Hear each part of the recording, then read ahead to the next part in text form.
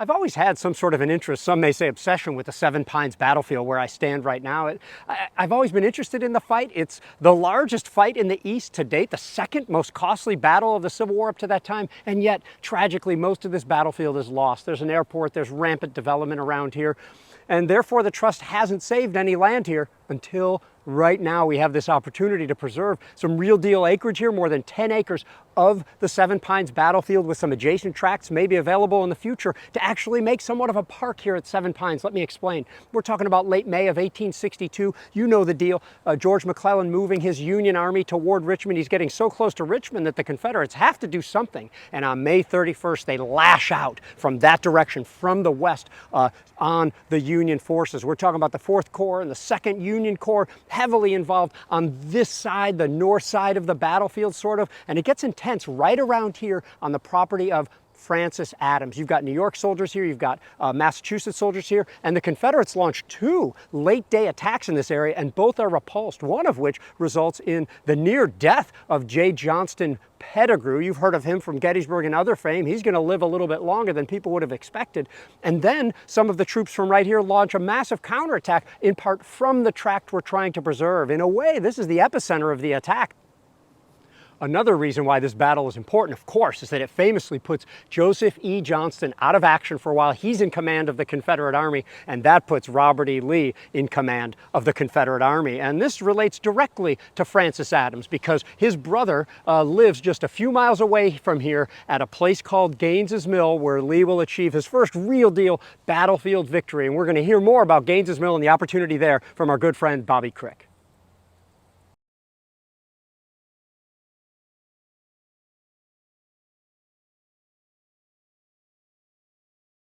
All right, we're standing on the Gaines's Mill battlefield this morning, and my job is to explain what happened on this historic ground. Those of you watching through the camera, looking over my shoulder, you're looking to the northwest, and this field behind me to the right and left of the camera, behind the camera to the south, is one of the key spots on that famous battlefield. Gaines's Mill took place on June the 27th of 1862, the largest, most ferocious of the 7 days battles. The battle had been raging for several hours by the time this field became so important. Late on the afternoon of the 27th, the Union 5th Corps had been defending 2 miles of front, its back to the Chickahominy River to the south behind the camera. Confederate attacks finally had punched holes in that Union line off in front of the Watt House to our northwest, to the left front of the camera, not quite visible from here, and also way off to the right to the east. And those simultaneous holes had compromised the Union infantry line. The sun was setting. Howling Confederates emerged from the far tree line and tried to sweep this field clear of resistance, and particularly the last line of Union defense, a roaring collection of 16 smoothbore cannon from 3 batteries stationed on the ridge just behind this camera. Fitz-John Porter had deployed those cannon there as a backstop, as a contingency plan for emergencies. The emergency had arrived. Griffin's Woods, which is the far tree line in front of you, probably 800 yards from here, was now being swept clear of defenders. Confederates were popping out into this field and chasing fugitives across the field, all of them aiming toward the cannon line just behind the camera. The scene would be hard to replicate. A Union observer, a non-combatant, who came up the backside of the ridge and looked over the top at this point in the battle, said, "I came to where I could look over the crest of the hill, and as if I had looked into the crater of a volcano or down the fabled abyss into hell, the whole grand horror of the battle burst upon my sight. For a moment I could neither feel nor think."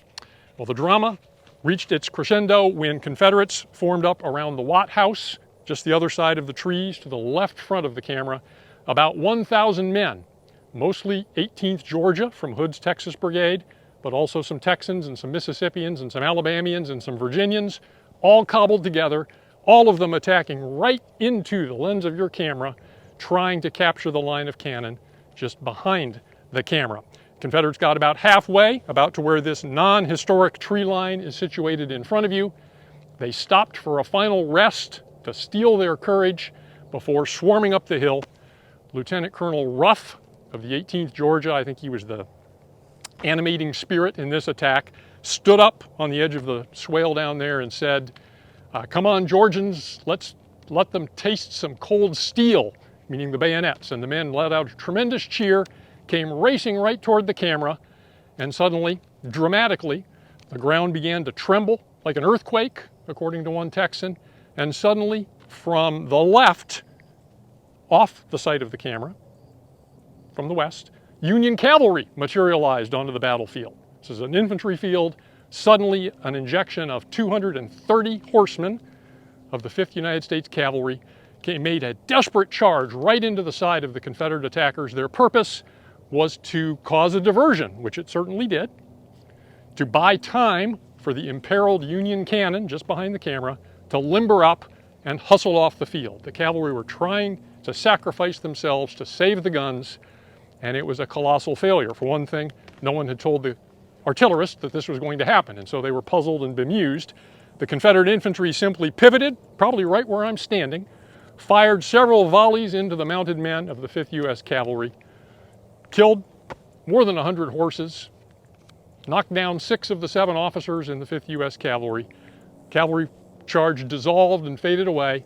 The Confederates regrouped and right here launched themselves in the final desperate charge against roaring cannon. Chance alone dictated whether a man was obliterated by canister or lived to fight another day.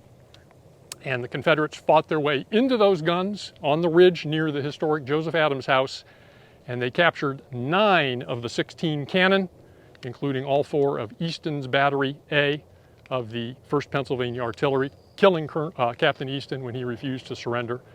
The victorious Confederates raised their battle flags on top of the captured cannon, and those flags were visible up and down the long length of the Gaines's Mill battlefield. It's not exactly like the flag raising at Iwo Jima in 1945, but psychologically to the participants it had that same effect. Men could see it from all over. They knew that the last line of Union cannon had been captured and had fallen into Confederate hands. And that should have ended the story, but in fact, while this drama took place, there were 2 entire large regiments of Union infantry in Griffin's Woods, isolated, had no idea that they were surrounded, and they tried to tiptoe away to freedom right at twilight, and Confederates on this ridge suddenly felt incoming fire from behind. Men were shot in the back as the 11th Pennsylvania Reserves and the 4th New Jersey tried to squeeze their way out. The Confederates on this ridge turned around and encircled and captured nearly 2,000 Union soldiers intact, their flags, their weapons, even their band equipment. All of those things happened on this field. And as time goes by, it gets increasingly difficult to capture the drama and the intensity of what happened. We get farther and farther away from the 1860s, and the solution for that is to stand on the ground where it happened, and it becomes very plain and clear. I can't stress enough how much I agree with what Bobby said. Being here allowed me to see what he was talking about when he was reading the account about, the volcano and the full array of battle. So there is something about being here, and if we can be successful here, future generations will be able to stand where we're standing and look out upon this scene. You have been with us since the beginning of this effort. You might remember Pickett's Charge 5 times as large, where the largest attack of the Civil War happened in our almost entire field of vision here. You might remember the intersection where the battles of Gaines's Mill and Cold Harbor came together. You might remember the juncture where we helped to preserve land that's going to connect National Park Service land with other preserved lands as well. And now here we are at the cavalry charge tract here. And along with the ground at Seven Pines, we're talking about more than 300 acres that can be added to this area. This battlefield has gotten, in terms of preserved land, 6, 7, 8 times larger in the last 11 years alone, and that is due to you, the members of the American Battlefield Trust. So we really hope you can get involved. Help us at Seven Pines, our first land there. We're very excited about that opportunity and helping us to preserve forever Gaines's Mill in Cold Harbor.